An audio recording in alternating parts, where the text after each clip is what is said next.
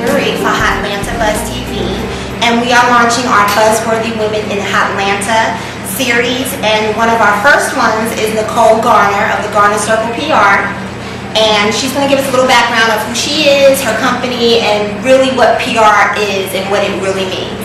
So Nicole, just kind of give us a little bit of how you got started in PR, how did you want the Garner Circle, and all that stuff. Okay. How I got started in PR, basically in college, went to Georgia State University. Knew I wanted to go into business for myself. A lot of people go to college to figure out how to work for someone else or different things like that. I started from the ground running. I was in school trying to figure out, okay, how can I apply this to my own business? How can I make this happen for my own business? I knew I liked to plan events, I liked to write, I liked to talk.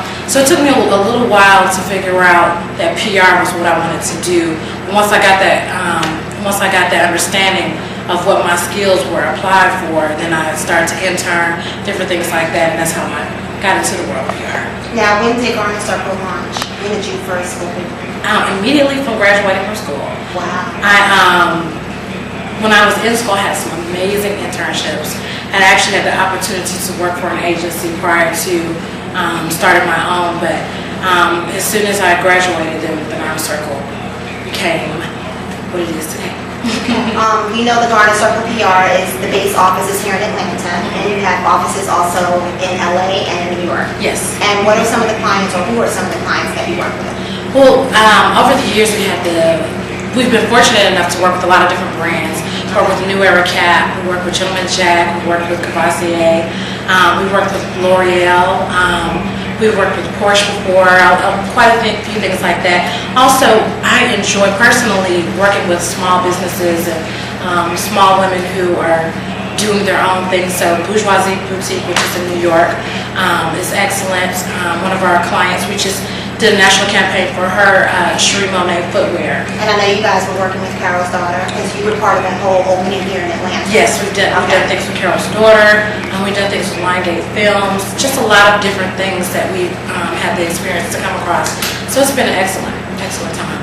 So now, people say PR, a lot of businesses, a lot of people want to hire a publicist. Yes.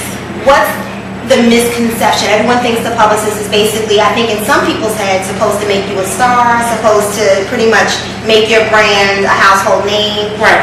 What exactly is a PR person supposed to do, and what's the misconception that PRs get?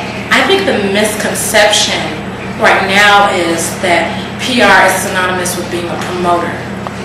And I think that that's coming from, especially in this city, since this is a Hotlanta Buzz and this is focused on the Atlanta market. I think that the Atlanta market breeds a lot of entrepreneurial ventures and whatnot, which is excellent. But I think that a lot of people are skipping over that understanding of their craft that they're supposed to take on. And I think that has brought about a lot of people who are saying they do publicity but not understanding the underlying bottom that you're supposed to basically do. Such as for PR, relating to the public, who's your target demographic, how are you putting your marketing materials together, such as your press kits, what are your message points, all these things that are so much larger than just knowing celebrities or just being able to throw a party or different things like that. So. Okay, we have Twitter, and the joke on Twitter is that's the new publicist, because pretty much the celebs will tweet anything and everything, and you get the update in real time. Right. So how does that affect your job? As a PR firm, we love social media. Okay. We just ask our clients to control it, to remember that the whole world is looking at you, and to always remember that Twitter, Facebook, these different entities, when you're doing it in the name of your brand, you can't utilize that format as a diary. So those are different things, but we encourage our clients to express, to be themselves. If they say some crazy things, as long as it fits in with who their brand is as a whole, we encourage it.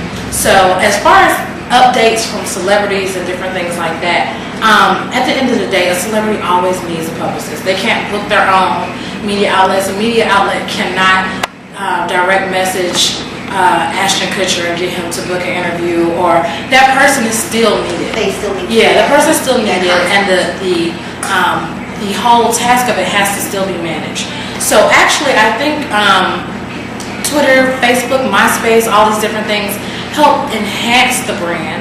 They help people feel like they can connect with the celebrity more, but that publicist is still needed to be able to guide the situation. Okay. Top 3 things for someone who wants to get into PR. What are the 3 essential things you should do or need? Training, first and foremost, especially writing skills.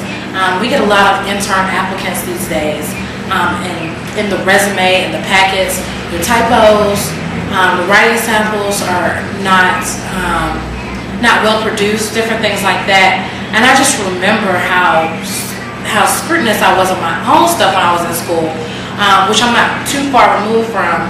I'm just wondering these days, how serious are you about your craft? Because at the end of the day, the red carpet and the celebrities and all that is 1/100th of the entire spectrum. So definitely training, always enhancing your craft. Second off, learning more skills too. A lot of people want to come to a PR person to be more of a one-stop shop, making sure you might have graphic design in-house, making sure you might have imaging in-house, or at least having those connections with the right people to be able to mold that brand very quickly. You don't usually have a lot of time to get that client to where they need to be. And then third, experience. Internships, really tapping into volunteering, really seeing if it's for you too. It's good to have thick skin to be in PR. So if you wasn't doing PR, what would be your plan B? Well, first off, let me start. Anyone who's watching this, if you're an entrepreneur, you should always have a plan B, C, D, E, F, G. In today's society, there should always be multiple things that you're working on and multiple streams of income. But I've always had a love for cosmetics, and I'm actually working on some things now in the development processes of a nail polish line called White Lies Color Truths. So I'm going to tell you more about that in the future, but just wanted to reiterate that every person who is working for themselves to remember to always diversify your portfolio, always be doing other things to expand, because you never know where the economy will be. So there you go, PR 411 from Nicole Garner of the Garner Circle. And you can definitely find out more information on thegarnercircle.com. And you can find her on Facebook, Twitter, which is also the same, yes. The Garner Circle. Mm-hmm. And definitely, she's a buzzworthy woman of Atlanta. Look her up. If you're in, which is their slogan, you're definitely in with the Garner Circle. Thank you. Thank you.